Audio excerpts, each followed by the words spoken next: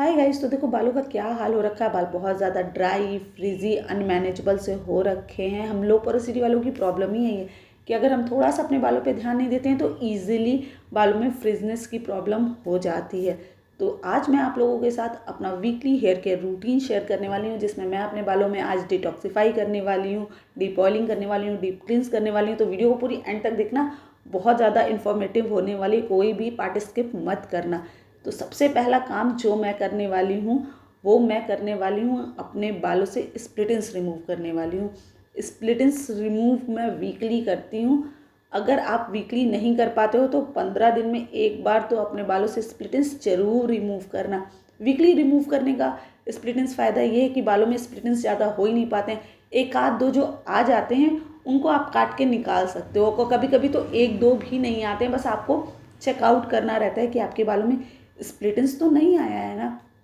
Split ends को remove करने का इकलौता तरीका यही है कि आपको उनको काट के हटाना होता है। अब ऐसा नहीं है कि अगर आप अपने बालों का बिल्कुल भी ध्यान नहीं देते हो तभी आपके बालों में स्प्लिट एंड्स आता है। अगर आप अपने बालों में बहुत अच्छे से ध्यान देते हो, बहुत अच्छी केयर करते हो, उसके बाद भी आपके बालों में स्प्लिट एंड्स आ सकता है, क्योंकि इन्वायरमेंट की वजह से भी बालों में स्प्लिट एंड्स हो जाता है।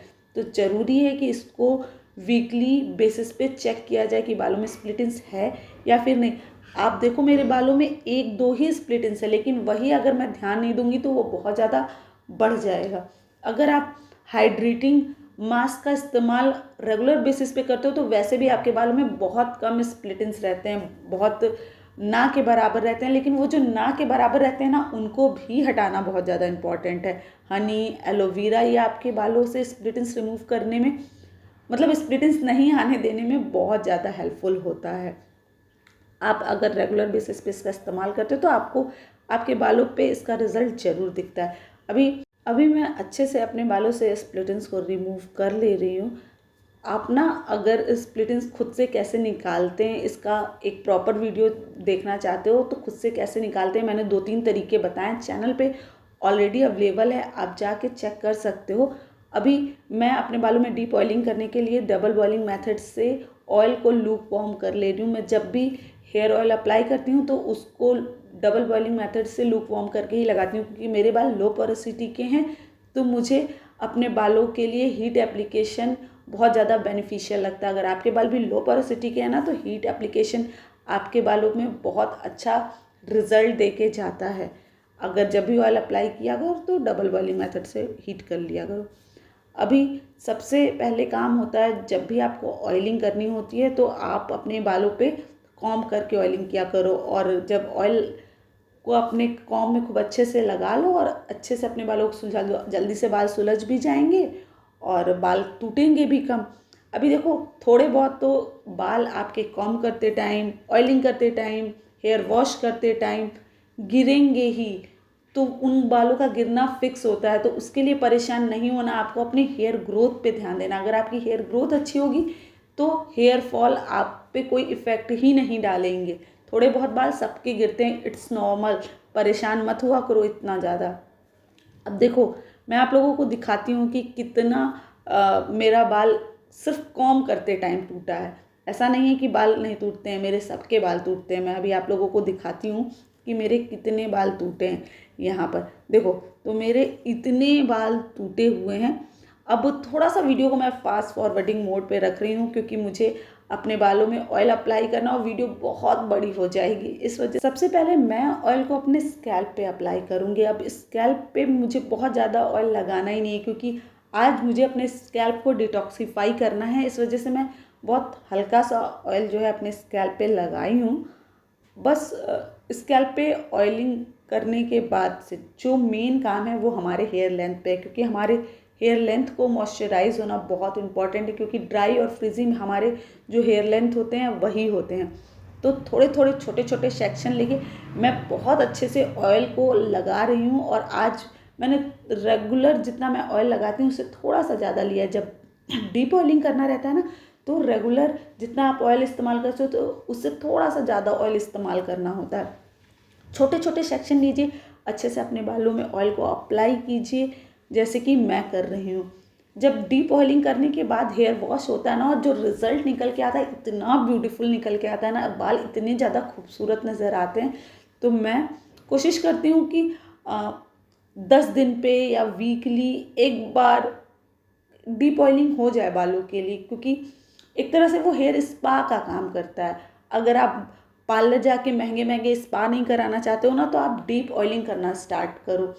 और जब भी डीप ऑयलिंग किया करो लो पोरोसिटी वाला। आपको डीप क्लींस की भी ज़रूरत होती है, लेकिन अगर आप डीप क्लींस नहीं करना चाहते हो, आपके पास इतना टाइम नहीं है, तो आप एक क्लैरिफाइंग शैम्पू का इस्तेमाल कीजिए जो आपके बालों से सारा रेस्क्यू निकाल दे। क्योंकि अगर आपके बालों में रेस्क्यू रह जाएगा तो हेयर फॉल, डैंड्रफ जैसी प्रॉब्लम का सामना आपको करना पड़ सकता है। मैंने डीप ऑयलिंग के लिए कौन सा ऑयल चूज़ किया है, मैंने अपने बालों में डीप ऑयलिंग करने के लिए होहोबा ऑयल का इस्तेमाल किया, और सिर्फ आज मैंने होहोबा ऑयल ही यूज़ किया है। आप चाहो तो आर्गन ऑयल यूज़ कर सकते हो, आलमंड ऑयल यूज़ कर सकते हो, सेसमे ऑयल यूज़ कर सकते हो, एवोकाडो ऑयल यूज़ कर सकते हो। जो आपके पास ऑयल है उसका भी इस्तेमाल कर सकते हो। बट अगर लो पोरोसिटी हेयर है तो अपने हेयर पोरोसिटी के अकॉर्डिंग ऑयल चूज़ करना, और हाई पोरोसिटी है तो अपने हेयर पोरोसिटी के अकॉर्डिंग आपको ऑयल चूज़ करना और फिर डीप ऑयलिंग करनी है। अगर आप चाहो तो आप almond oil, होहोबा oil, argan oil को मिक्स करके भी अपने बालों में डीप ऑयलिंग कर सकते हो। मैं उस तरीके से भी करती हूँ, लेकिन आज सिर्फ मैंने सिंगल ऑयल से डीप ऑयलिंग की है। अभी मैं अच्छे से अपने बालों में डीप ऑयलिंग करने के बाद एक डिटॉक्सीफाई हेयर मास्क तैयार करूँगी जो बहुत ब्यूटीफुल रिजल्ट देगा मेरे बालों से। जितने भी बिल्डअप हैं उनको भी हटाएगा और साथ साथ मेरे बालों को सॉफ्ट मैनेजेबल बनाएगा। एक एक बाल मेरे अलग अलग नज़र आने लगेंगे इसके इस्तेमाल के बाद से, और मेरे बालों पे कोई भी प्रोडक्ट बिल्डअप या फिर रेस्क्यू आपके बालों पे नहीं रहता है। पूरी तरीके से आपके हेयर को क्लीन कर देता है, हेयर में वॉल्यूम ऐड करता है। आप इस हेयर मास्क का इस्तेमाल मंथ में 2 बार कर सकते हो, यानी 15 दिन में एक बार इस हेयर मास्क का इस्तेमाल कर सकते हो। आपको वीकली इस हेयर मास्क को इस्तेमाल नहीं करना होता है, क्योंकि अगर आप इसको रेगुलर बेसिस पे इस्तेमाल करोगे तो आपके बाल थोड़े ड्राई भी हो सकते हैं। तो चलो हेयर मास्क को प्रिपेयर करते हैं। ऑलमोस्ट मेरी जो हेयर ऑयलिंग है वो कंप्लीट हो चुकी है, और अब मैं अपने बालों में इसे 1 घंटे के लिए छोड़ दूंगी, और तब तक अपने बालों में बन बना के एक शावर कैप से कवर कर लूँगी। बन बहुत लूज़ बनाना है ताकि आपको हेयर फॉल ना हो जाए। ऑयलिंग के बाद बाल को बहुत धीरे से बांधना होता है। अब बारी है अपने बालों में एक डिटॉक्सीफाई मास्क लगाने की, क्लैरिफाइंग मास्क लगाने की। उसको प्रिपेयर करने के लिए मैंने काओलिन क्ले लिया। अगर आपके पास नहीं है कोई इशू नहीं, आप मुल्तानी मिट्टी भी ले सकते हो जो इजीली अवेलेबल हो जाएगा। मैंने इसको अपने बालों के अकॉर्डिंग ले लिया है। इसको बस किसी मेटल के बर्तन में आप मत लीजिएगा, इसके लिए आप कोई प्लास्टिक का कंटेनर या फिर कोई कांच का कंटेनर ही इस्तेमाल कीजिएगा। अभी जितना अपने बालों में इस्तेमाल करना है उतना आप ले लीजिए, और इसको मिक्स करने के लिए आपको लेना है गुलाब जल।